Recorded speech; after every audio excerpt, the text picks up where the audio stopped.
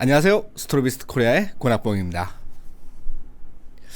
네, 오늘은 장안의 화제죠. 삼성 갤럭시 휴대폰에서 1억 화소 카메라를 장착한 그런 스마트폰이 나왔기 때문에 지금 이제 스마트폰의 이제 화소에 대해서 굉장히 화제입니다. 오늘은 이 스마트폰이 1억 화소를 가지고 있음에도 불구하고 왜 2천만 화소짜리 우리가 쓰는 디지털 카메라, 그러니까는 전문가용 디지털 카메라보다 화질이 못한가?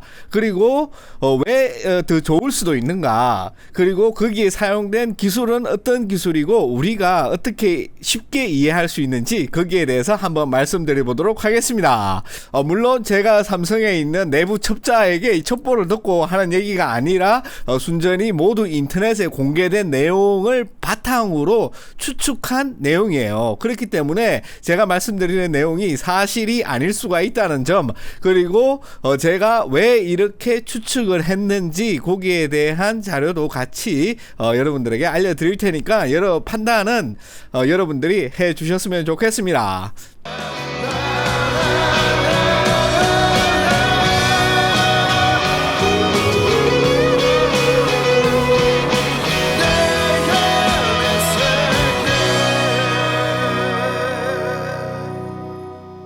네, 제 영상을 클릭하신 분들은 아마 이 카메라에 대해서 웬만큼 이제 다 듣고 웬만한 내용은 다들 아실 거라고 생각을 해요. 이 삼성에서 만든 이 카메라, 정확히 말하면은 이 센서에 관해서 지루한 내용은 생략하고 바로 본론으로 들어가도록 하겠습니다. 네, 그러면은 이 센서가 가지고 있는 핵심 기술은 뭐냐? 이러면은 여러분들이 많이 검색해서 아시겠지만은 이게 노나 비닝이라는 이 기술을 사용하고 있어요. 이 노나 비닝이라는 게 갑자기 등장한 게 아니고 그 이전에는 테트라 비닝이라는 게 있었죠.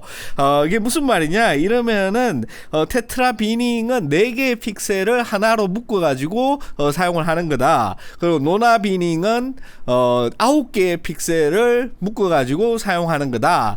대충 이 정도로 이제 알고 계신다는 가정하에서 이제 설명을 해 보도록 하겠습니다. 여러분들이 이미 아시는 대로 테트라는 4를 말하는 거고 노나는 9를 말하는 거죠. 9개. 9개를 말하는 건데 이게 그냥 9 비닝 뭐 이런 식으로 이름을 안 짓고 노나 비닝이라든지 뭐 테트라 비닝 이런 식으로 하는 거 보면은 역시 문과들이 마케팅에서 하는 역할이 대단하구나. 저는 오늘도 감탄을 합니다. 저는 예체능이기 때문에 예체능에 걸맞는 그런 설명을 하도록 하겠습니다. 아무튼 이렇게 돼 있고 우리가 알고 있는 108메가픽셀, 그러니까 1억 800만 화소짜리 픽셀은 노나 비닝을 사용한 그런 센서이죠. 자, 그러면은 우리가 이 일반적으로 봐왔던 이런 베이어 패턴을 저번에 말씀드려가지고 다들 알고 계시죠. 이 베이어 패턴에다가 이 데이터를 추출할 때 이렇게 이제 걸쳐가지고 요거를 한 픽셀로 쓰면은 이렇게 주변에 있는 센서의 색깔 데이터와 이런 것들을 받아와 가지고 뭐 빨간색에 없는 이 녹색이라든지 이 파란색의 데이터를 계산으로, 그러니까 이론적인 계산으로 채워 넣는 방식을 우리는 그 베이어 패턴 인터폴레이션이라고 저번에 다들 말씀을 드렸죠. 그러면은 테트라 비닝이라든지 노나 비닝 같은 이 비닝이라는 말은 뭐냐? 이러면은 우리가 이런 센서 칩을 만들 때 저번에도 말씀드렸듯이 이런 컬러 필터를 이 센서에 씌운다 그랬잖아요. 실제 이 센서의 픽셀 하나하나는 빛의 세기밖에 감지를 못하기 때문에 우리가 컬러 데이터를 얻으려면은 셀로판지 같은 이런 필터를 이 칩에다가 씌워가지고 빨간색 필터를 씌워가지고 빨간색 빛만 감지를 하는 그런 식으로 작동을 하게 됩니다. 그러니까 결국 우리가 지금까지 지구인이 개발해 놓은 기술이 이 컬러, 그러니까는 이 빛의 파장 자체를 감지하는 기술은 없고 단지 빛의 세기만 기록하는 기술이 있기 때문에 거기다가 필터를 씌워가지고 거기에서 이제 색깔 데이터를 추출해낸다. 이렇게 저번에 말씀드린 것까지 이제 다들 아시리라고 생각합니다. 그런 상태에서 우리가 이제 칩을 생산을 할 때 이 픽셀 비닝 기술을 사용을 했다라는 말은 결국 이런 베이어 패턴을 깔아놓는 픽셀이 아니라 이 4개를 하나로 묶어가지고 4개든 몇 개든 하여튼 묶었다 이러면은 다 비닝 기술이라고 하시면 됩니다. 그러니까는 픽셀을 묶어가지고 이 색깔 데이터를 만들 수 있게 그렇게 만들었다. 그래서 어두울 때는 얘가 이 4개가 마치 하나의 픽셀처럼 작동을 하는 그런 기술이기 때문에 어두울 때는 이 4개를 묶어가지고 거기에서 하나의 데이터를 추출하기 때문에 훨씬 더 마치 이 그 센스 자체의 사이즈가 물리적으로 크신 듯한 효과를 만들어 가지고 우리가 이렇게 휴대폰이나 이런 걸 찍을 때 어두운 환경에서 이렇게 엄청나게 그 노이즈 많은 그런 거친 그런 사진이 아니라 나름 괜찮은 그런 사진을 건질 수 있게 만드는 기술이 비닝 기술이라고 생각을 하시면 됩니다. 그럼 이번에 지금 요 샘플은 이제 테트라 비닝이라는 샘플이고 이제 제가 노나 비닝 샘플을 그렸어요. 이렇게 요런 모양이 이제 노나 비닝입니다. 왜냐하면은 가로 3개 세로 3개 해가지고 총 9개의 픽셀을 하나의 컬러 필터로 묶은 거죠. 그런데 인터넷에 보면은 설명을 하다가 보니까는 이런 픽셀이 우리가 108메가로 사용할 때는 이런 일반적인 베이어 패턴으로 변하는 듯이 그림이 나와 있는 게 있는데 실제로 제가 알아본 그 바에 따르면은 이 칩을 만들 때 그러니까는 이 컬러 센서 칩을 만드는 공정에서 이 컬러 필터를 씌우기 때문에 물리적으로 이 필터가 색깔이 바뀌는 것은 불가능하다.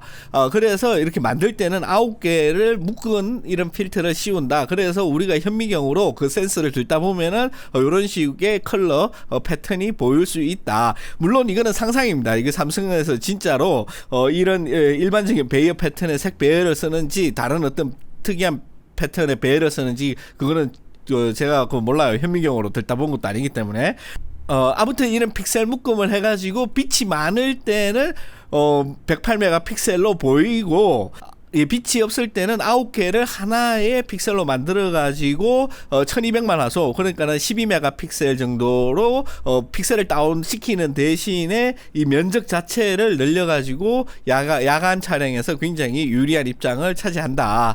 그런 게 이 기술의 핵심입니다. 자, 여기까지는 이제 다 알아들으셨죠. 그러면은 만약에 108메가로 작동을 할 때 이 데이터를 어떻게 추출하느냐 이러면은 이거는 그러니까 제가 이렇게 그냥 설명을 드리는 거예요. 실제로 이렇게 작동하지 않고 수학적 계산으로 다 되겠죠.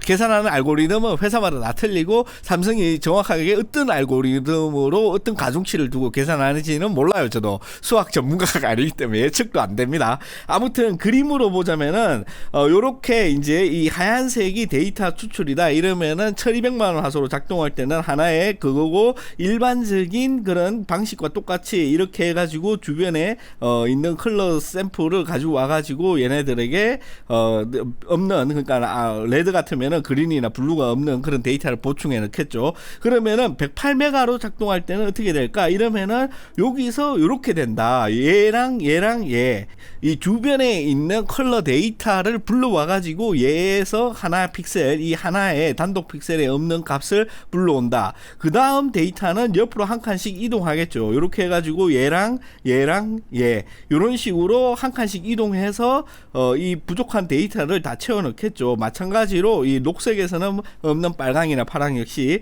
이런 식으로 채워 넣는다고 저는 이론적으로 그냥 추측을 합니다. 그래서 얘네들이 결국에는 108메가픽셀이라고 광고를 하지만은 실제 이 센서의 작동 방식은 1200만 화소와 굉장히 유사하다. 이렇게 보시면은 훨씬 좋을 것 같습니다. 대신에 이거는 나중에도 설명을 드리겠지만은 이 픽셀 하나하나에 있는 밝기 데이터 그러니까 얘가 컬러 값을 제외하고 그냥 빨간색이라도 이 밝기 데이터는 다 살아 있잖아요. 그런데 우리 눈은 이 색보다는 밝기 데이터에 훨씬 더 민감합니다. 그러니까 흑백 사진에다가 대충 색칠을 해도 그럴듯하게 보이는 게 우리 눈이 그런 식으로 진화가 되어 있기 때문에 대충 비슷한 색만 대충 찍어줘도 사람들이 나름 실제로 느끼는 그런 우리의 인지를 바탕으로 한 그런 디자인이죠. 그래서 108메가픽셀로 사진을 찍었을 때도 나름 그럴듯하게 보이는 이유가 바로 거기에 있는 거라고 저는 생각을 합니다. 그렇다면은 물리적으로 이 픽셀 하나의 크기는 어떠냐 이러면은 삼성에서 0.8 마이크로미터라 그랬어요. 여기도 0.8이겠죠. 그러니까 0.8짜리가 이렇게 이제 3개가 있는 겁니다. 3개가 있으면은 38이 24였고 2.4 마이크로미터겠죠.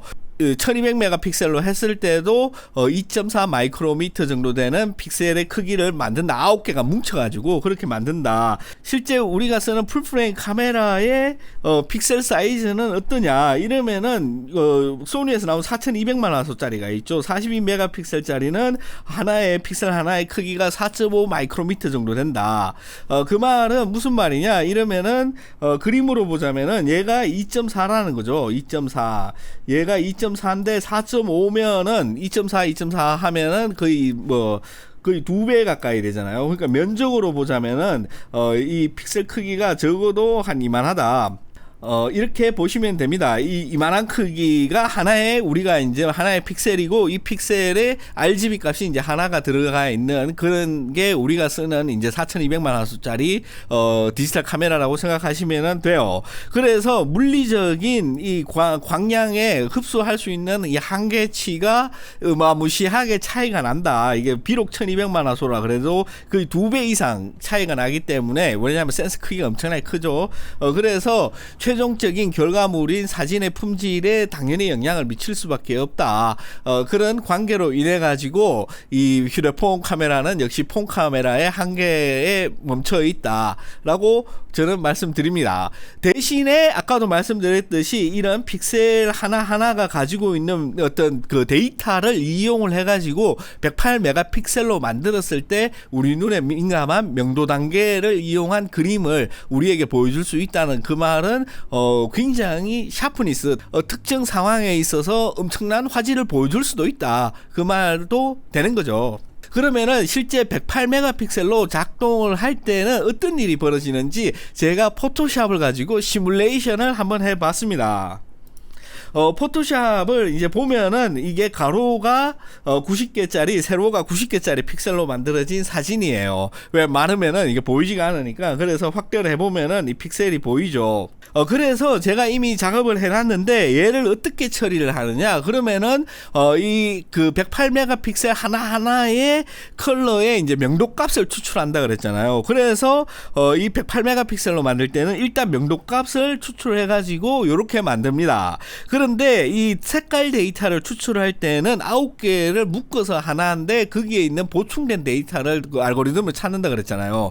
그래서 9개의 데이터를 묶어 가지고 여러분 보시는 대로 이렇게 9개의 픽셀을 묶어 가지고 하나의 색깔 데이터를 오리지널 데이터를 제가 만들었어요. 그리고 레드가 있고 이제 그린, 블루가 있죠. 이렇게 RGB 이렇게 만들어 놨습니다. 일단 이 색깔 데이터 먼저 다 가지고 오면은 이렇게 되는데 보시면은 여기서 추출한 이 빨강 데이터는 여기서 아까 추출한 이 레드의 데이터랑 동일하죠. 요게 그대로 와가지고 요 채널에 빨강 채널에 집어넣은 겁니다. 그래야지 자동으로 이 컬러 값이 계산이 되니까 마찬가지로 녹색 그러니까 녹색도 마찬가지로 이런 식으로 집어넣고 파랑도 이렇게 집어넣습니다. 그래서 이 세 개를 합치면은 이런 색깔 데이터를 가지고 있는 사진이 나와요.